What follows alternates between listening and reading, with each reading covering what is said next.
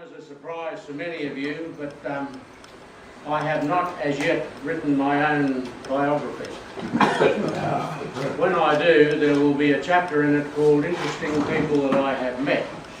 And I'm pleased to say that we've got one of those people here today.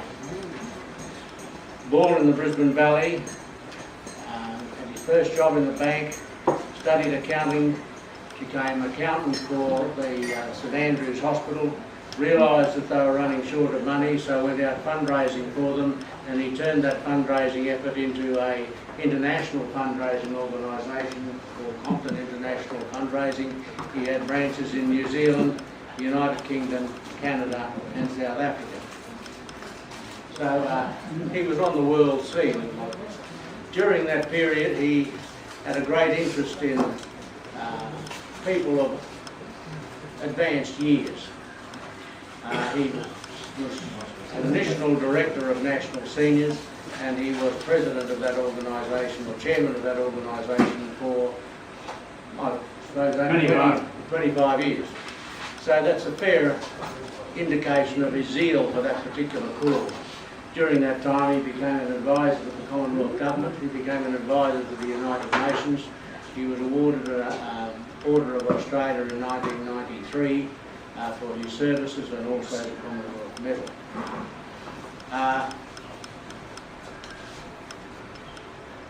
Having lost my train of thought, he's here today to give an account of, not of that, no doubt his experiences will come to the fore. He has written a number of books, and the latest one is The Man on the $20 Notes, and he's brought some of those here today, which he'll sell and donate 50% of the price back to the men's shed, which is very generous. So, gentlemen, it's my pleasure now to introduce, to address us on the subject, the need or the strategy for an emerging leader in Australia, Mr. Everald Compton.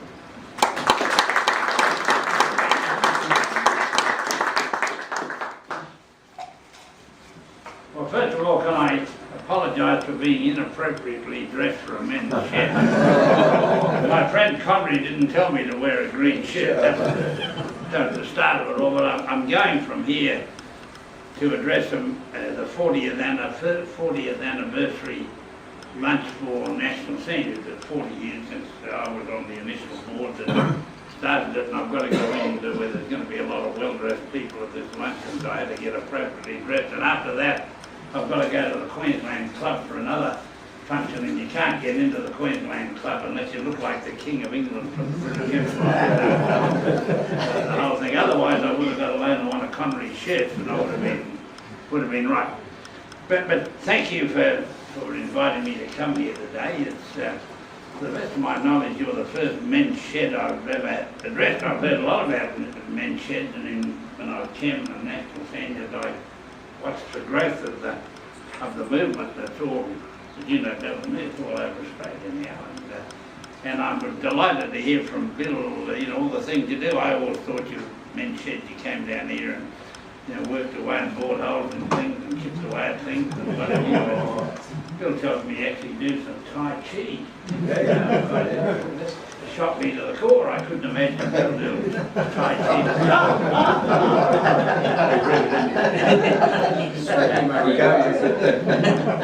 Neither can we.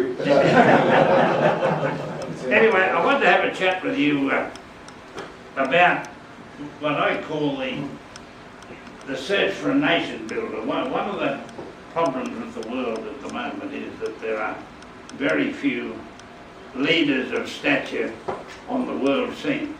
And in Australia, I think I can say, without being intending to be rude or hurtful to anyone, that the federal parliament and the state parliament of Australia at this moment are the two worst I've struck in 85 years that I've been on this planet, and they do nothing, and they spend all their time talking about trivia and abusing one another, and the world goes by, and that's one of the reasons why fellows like Donald Trump, win elections, because people are switched off about politics generally and the leadership. It didn't surprise me in the slightest that Trump won the election. In fact, I wrote an article on my website 3 months ago before the election to predict that he'd win, and simply because the ordinary voters of the world were in revolt. It happened with Brexit in England, where it wasn't the vote to leave Europe, it was nothing to do about Europe at all. It was a vote to tell David Kaplan to go to hell. That's what it was about. Little people rose up in revolt, and we got the situation in France this week where a rank outsider beat a former president and a former prime minister to become the Republican candidate for the French elections next March. He was 10% in the polls when he went in, and when he won yesterday he had 64% of the vote. Again, all the little guys, revolted against what's happening. It'll happen here. You watch the state election here got to be next November, I think. Hanson plus Bob Catter will take a swathe of seats of both parties. No one will be able to govern without. Bob Catter will take a lot out in the bush, and Hanson will take a lot around here. Nobody will govern without him, simply because people have got a gutful of what's going on. And when I was in America in July, I have a son who's a banker in New York, and we visited him in July, and everywhere I went while I was there, I did one of Compton's exclusive poll, and I talked to all the lower income people, because I reckon they were the ones that were going to decide the election, not the Harvard guys. And everywhere I went, I talked to the waiter in the restaurant, and the bellboy at the hotel, and the girl at the reception desk, and the bus driver, and the taxi driver, and the person selling tickets at the museum. People lower income. I tell you, who are you going to vote for in the election? Didn't ask them who did they think would win. But who do you think, who will you vote for in the election? It was 80% Trump, 20% Clinton. And I'd say to them, well, why are you going to do that? And they'd say, well, Donald, first of all, he's going to drain the Washington swamp. He's going to sharpen those darts. Donald will sharpen. Then they say, and Donald's going to save my job. Now, that was the big thing. Donald is going to save my job. And I'd say, well, just exactly what is Donald going to do after he's drained the swamp? And they said, well, we don't really know. We just want Donald to drain the swamp. So nobody asked the question, now, after Donald has shafted everybody in Washington, what is he going to do next? And that's the vital question, because it'll happen here in Australia too. Now, I read this book about John Flynn. Have you fellas ever looked on the $20 notes to see who's on it? You have. Well, you're better than the girls. But I've been selling this book since April, and every time we go to the bank to bank some money, the first time I went in, the girl had been a teller there for 20 years. She said, where do you get all this money from? And I said, I've been selling a book. And she said, what's it about? I said, it's about the bloke on the $20 note. And she says to me, who the hell's on the $20 note? She's the teller at the bank.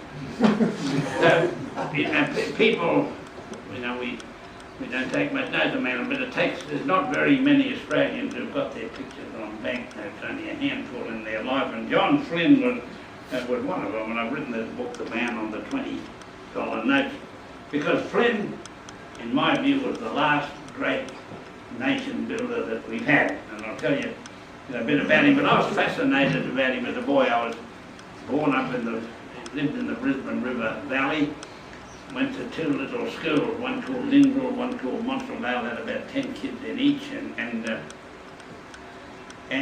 went to the local Sunday school, and you'd hear about John Flynn, and that we'd always be raising money to help John Flynn in his work out in the bush. He built 25 hospitals, he started the Flying Doctor, he started the School of the Air, he'd designed the pedal radio, all of those things. So he became my boyhood hero, and he was my version of Christianity. If you get round to reading this book, you'll find that Flynn rejected all the creeds and dogmas of the church about what you should believe about hell, heaven and hell and all the things. And Flynn said, all I want to do is be like a guy called Jesus of Nazareth. By the pipes put down or channels put down, the cost of doing it to make the connection from the Gulf rivers, the Burdekin, where the great surplus of water, the Hell's Gates at Tully, the cost is less than what Australia bets on the Melbourne Cup every year. It's less than that to get it to Tambo. And yet no government in Australia, and they're having a big dust up in Canberra today about about who's pitching water. The load of pack of numbskull illustrate.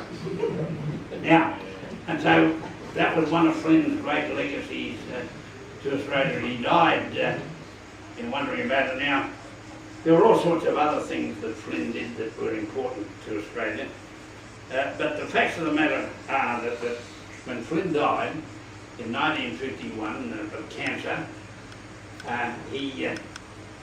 the ABC, in announcing his death, went off the air for 2 minutes. The announcer said, "John Flynn has died. We'll go off the air for 2 minutes. We want everybody in Australia to stand where they are and honour this man." This is 1951. And the ABC had never done that before, and they have never done it since. Kings, queens, prime ministers have died. The world goes on. The only time they put the ABC off the air was for John Flynn in 1931. When Flynn died and they went through his papers, he married late in life to his secretary. He was 50. He was so absorbed with his work he get married till he was 50. And he gave all his money to whatever he had. When he died, he had £3 in the bank, didn't own his house, didn't own his car, his clothing was getting old. £3 he died with, this fellow who did all this for Australia. And he was a giver. I mean, when he designed the pedal radio and the word got round the world, the British Air Force wanted to use the technology in all the remote places around England where somebody might invade England, the Scottish Isles and the Orkneys, and whatever. And Flynn gave it to the British government for nothing. Didn't occur to him that here's these Brits, I can milk them. Didn't occur to him in the slightest. They were humanity, and he was going to give them a pedal radio. And that's the sort of guy. Now, what I say in the book is that it's written in the sense that Flynn is an old man and he's reminiscing about all the great people he worked with. Hudson Fish was one. Sidney Kidman, whose cattle empire is getting argued about now. Sidney Kidman was a great partner of Flynn. He used to equip Flynn's hard race for nothing. He fundraised for him, helped him set up the whole thing, and Flynn did all sorts of things to help Kidman politically through his contacts in Canberra. H.V. Mackay, the tractor man who owned the biggest tractor empire in the southern hemisphere, was a great the place near Braybrook, near Melbourne, Sunshine, near Melbourne. He was a tremendous benefactor of Flint. He left a bequest to get the Royal Flying Doctor going. G.D. Gunn of We of the Never Never, Mrs. Aeneas Gunn, she helped Flynn set up the whole thing because she lost her husband because there was no doctor around. Remember the book that she used to call her husband the Maluka? Well, he died because there was no doctor around. One of the reasons why Flynn started off was that Flynn's own mother died in childbirth. He wasn't the child. His own mother died in childbirth when he was 2, way out in western Victoria, because no doctor could get there in time. And Flynn said it's not going to happen again. Of course, it did happen again, but that's what set him off about it. Now, Flynn was one of the great nation builders of Australia. So he reminisces about all that happens in his life. In the book, I've got all the facts correct. And I've got Flynn reminiscing. Obviously, I've made up words based on everything I've read about him and followed about him. But it's written in the style of a novel where you can Flynn's reminiscing about all these events that happened and got there. And I finished the book by saying that I hope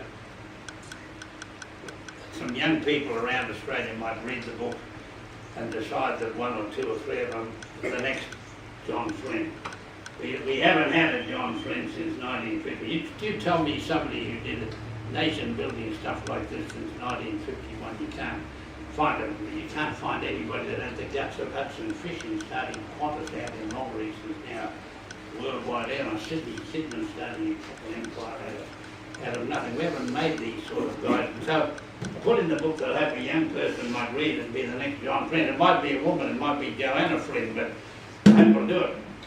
But there's a message, here for you to, Dan, you can ask me some questions in a minute, but us old guys aren't actually a right old yet, in life. I got a fella down in Temora who bought the book. I've sold about 3,200 copies so far. A fella down in Temora bought the book off my website. And he said to me, I'm 65, they've just fired me from some company that's been taken over, they just got rid of it. He said, I reckon I said, I've read your book, and he said, I reckon I've got 20 good years left, 65. He said, I can go to 85. I'm going to do something special for tomorrow. In those 20 years, I'm going to be the John Flynn of tomorrow. So I sent him a little note saying, well, good luck, mate, and keep in touch and let me know what you do tomorrow. So we're not necessarily looking for young people to do something important. We've all got a chance to do something good, but we need to get away from the dog-eat-dog, right-wing versus left-wing question time at Parliament where they hurl insults at one another like a pack of idiots. And we need to get down to people who are going to say, we're going to build this nation. The infrastructure of Australia is way behind what it ought to do. You talk to any one of Flynn's people that exported to the world, it cost them more to get their cattle or their wheat or their wool or whatever it was, more to get it from the bush to the coast to get on a boat than it took to get it to Europe on the boat. The cost was more just to get to a port in Australia. And that's the sort of thing that's the reason why we've never developed this country. So I'm hoping that we can start a bit of a revolution about it. And so if you're interested in getting a book, you might want to give it if you've got a grandkid, child, daughter, who looks like they're a goer. Buy them a book and take it home to read about this guy and follow suit. Now let me stop at that. Bill Connery told me not to talk for too long. And I'd like to answer some questions. How many of you guys came from the bush? Well, we've got a few good bush blokes. And from the area that he came from. What's that? And from the area that he came from. What's that? Traeger came from and Kidman came from. Right, Adelaide. Yeah. But not Adelaide, in the bush in South Australia. Yeah, that's right. I mean, Traeger had a little electric shop, in Adelaide, and Flynn, found him. And what Kidman did in setting up that cattle empire, was just tremendous. And Flynn had a great ability to get people in cahoots with him. Sir Arthur Fatten, who was the Treasurer of Australia and Prime Minister for 2 weeks, but Sir Arthur Fatten, who was the Treasurer, was a great benefactor of Flynn's. He ran a big charitable trust in town called the J.F. Love Estate, and they financed part of Flynn's of his hospitals. And Artie Fatten, when he was the Treasurer, organised an annual government subsidy to keep the flying doctor going. And he had a partnership with Ben Shifley and one of his great supporters, Billy Hughes. And one of those things where Flynn built his whole relationship on partners. Didn't ever do anything himself. You look at every project he had a team of people with him, but wasn't the one saying, I'm a big man, I'm going to do this all by myself. Good thing. Who'd like to ask a question? Yeah.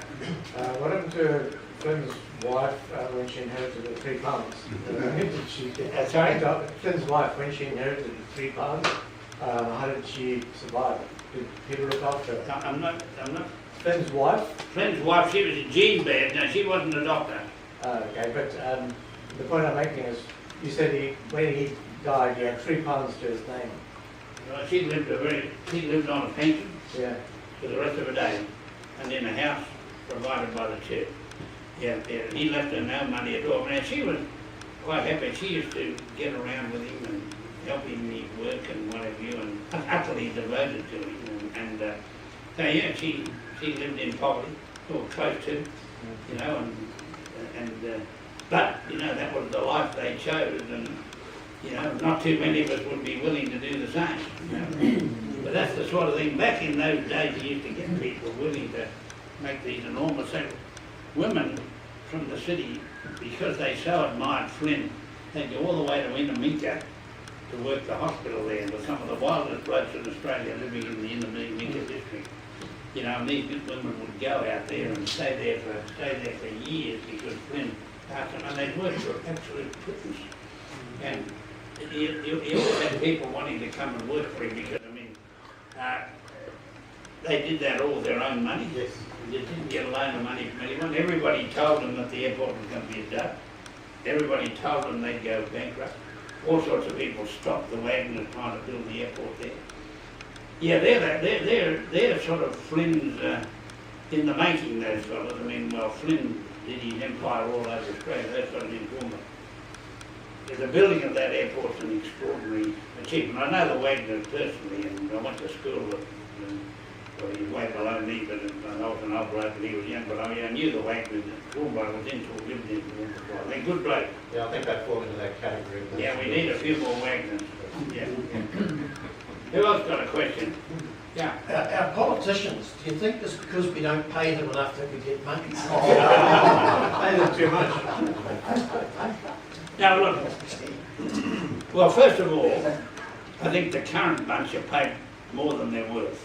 Let's start from that point.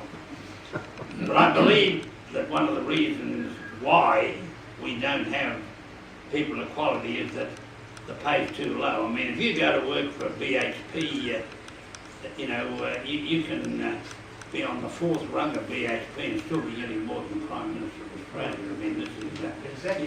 yeah.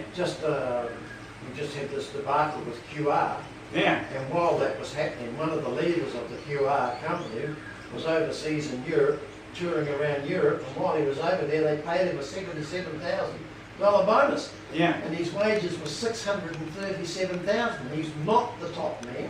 He's about the second or third man down, and he's paid 3 times as much as what our politicians get. Well, I'll tell you what, Bill Connery and I are prepared to run into QR for 600 grand, aren't we? No, you're right.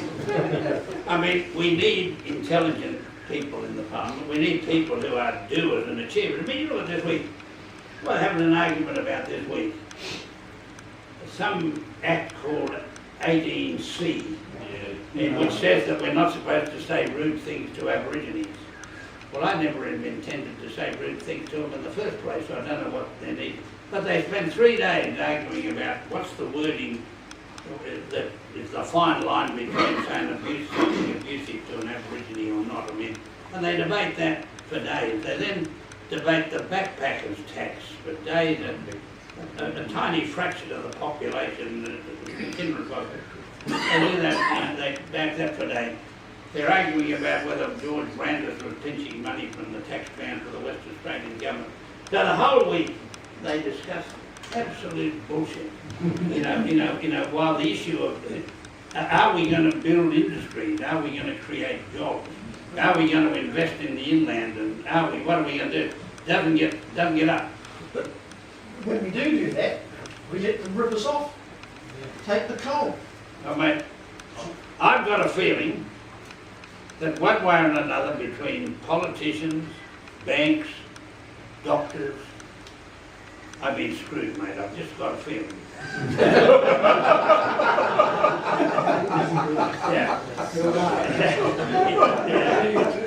Yeah. And which is one of the reasons why people wrote it up and said Donald Trump's going to fix these blokes. I see, the little guy in Australia, looks at the world, and when you realise that 1% of the world's population controls 60% of its wealth, you got to wonder why some little guys are about to revolt. Why a kid somewhere knows he hasn't got a hope from the day he's born, to do things. Now, while I don't believe you get anywhere by pinching money off the rich, I do believe it's a crook economic system that allows that gap to happen in the first place. But it's okay for the rich to pinch off the little fella. Oh, well, it's not okay, but they do anyway. Whether it's okay or not, they do. Yes, they do. Now, I'm not saying it's okay for them to do anything. What I'm saying is, I don't think we achieve anything by governments marching in and saying we're going to take all this dough off the wealthy. What we're going to do is get the wealthy to invest it properly, invest it in things the nation needs. You can only hold that wealth if you're going to build a bridge, or you're going to build a dam, or you're going to do something or other. Yeah, we've got to get it. We've got an economic system that, in my view, is outdated. I believe socialism is dead. I believe capitalism is dead. We've got to find a way in which little guys have got a chance to be on a level playing field and be able to have a go. That's the sort of society we want to have. Yeah. Just talking about level playing fields, you just triggered me off. My apologies there.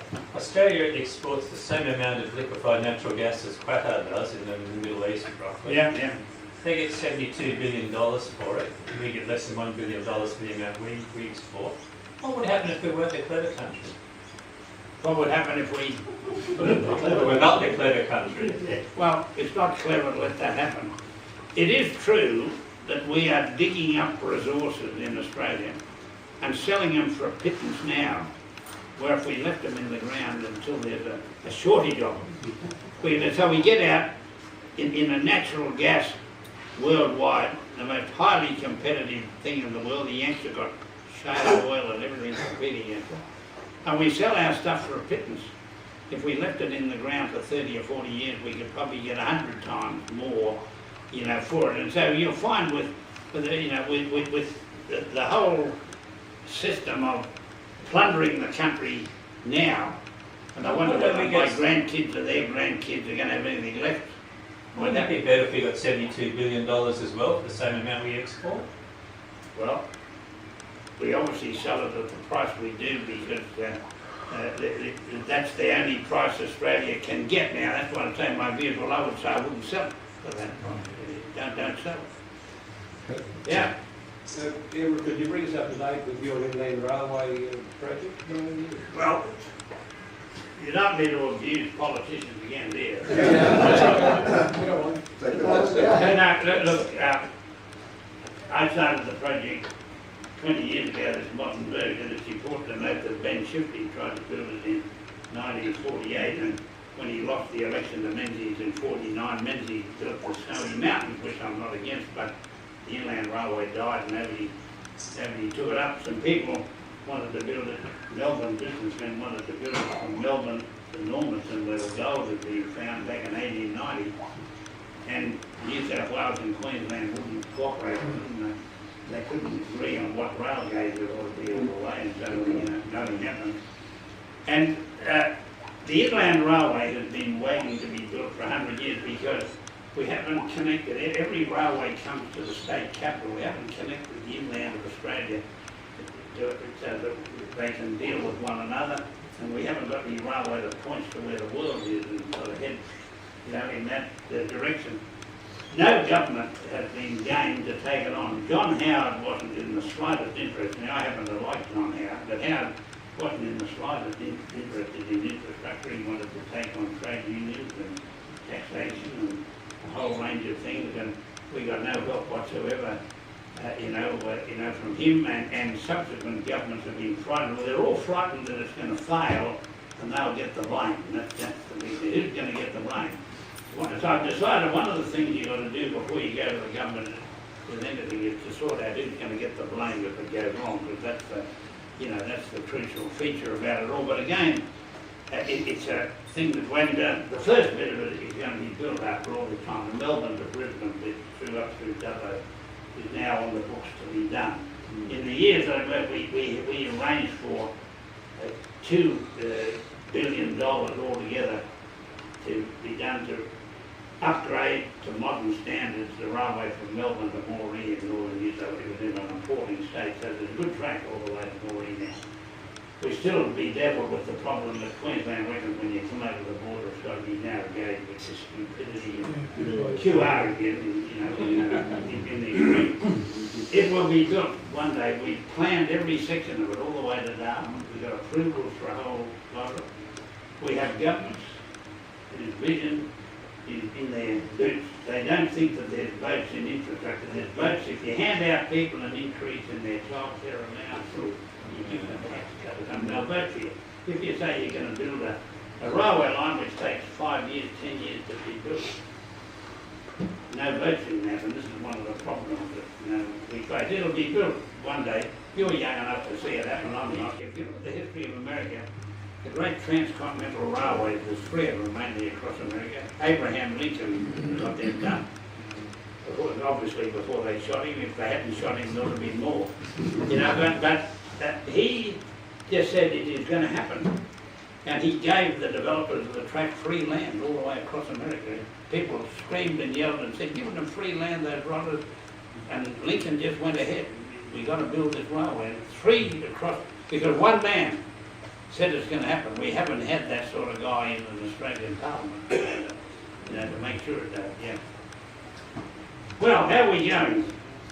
Well, Now, if anyone would like a book on he'd come and see me afterwards. Bill got it slightly wrong. The book, even though the books cost, says the man on the $20 notes, it actually cost $25. Bill took the title to be the price, you know. But he'd been doing that to me for years. You know. But $10 goes to the shed. Whenever I sell this book anywhere, for instance, The Flying Doctor has sold 500 copies of the book so far. The Flying Doctor's got $10 per book. Out of the Frontier Services, which is the remnants of the Flynn organisation, gets $10 for it. There are a number of charities around Australia selling them at $10 a book. So whatever books are bought here today, I've got to give it to Bill. He tells me he's the treasurer. And he got it wrong. Yeah, so whatever, so it's $10 a book, you know, for the bench. If you don't happen to have $25, give me a book and you can pay Bill Connery. He'll catch up with me somewhere. So if you happen to not have 25, well, Bill, you can count, can't you? Yeah. Well, look, thank you very much for for having me along, and I wish you well in your men's shed movement. You look to me as if you're having a jolly good time coming here. I'm very upset that Bill Connery didn't give me a green shirt. I mean, I think that's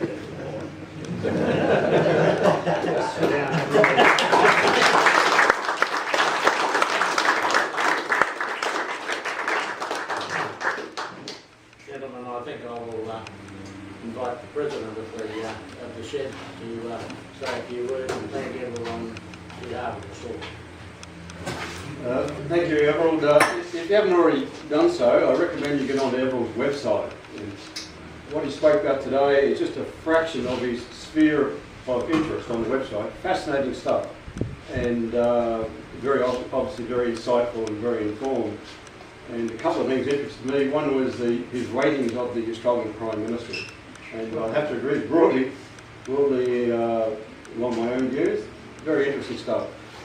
The other thing I noticed is, and I can relate to this too, and I'm sure some of you do, Everald says he can think better if he's got a scotch in his hand. And in particular, he's a fan of scotches that come from the Isle of Islay. That's right. And in fact, Lagavulin, and I can relate to that. And they are they're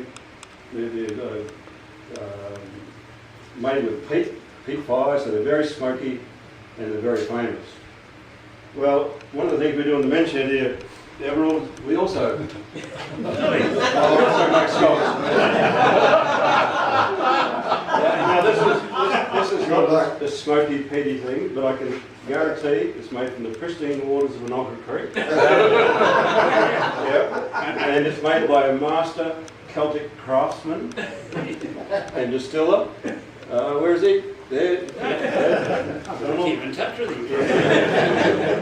So, Scotch of our appreciation. The Ashgrove men shed the gap. Scotch, and you're feeding me, mate. You're the maker. Yeah, but unfortunately, I didn't do the Isle of Islay one. I'm sorry. That's just a standard sort of. But it'll do the job. Tremendous. A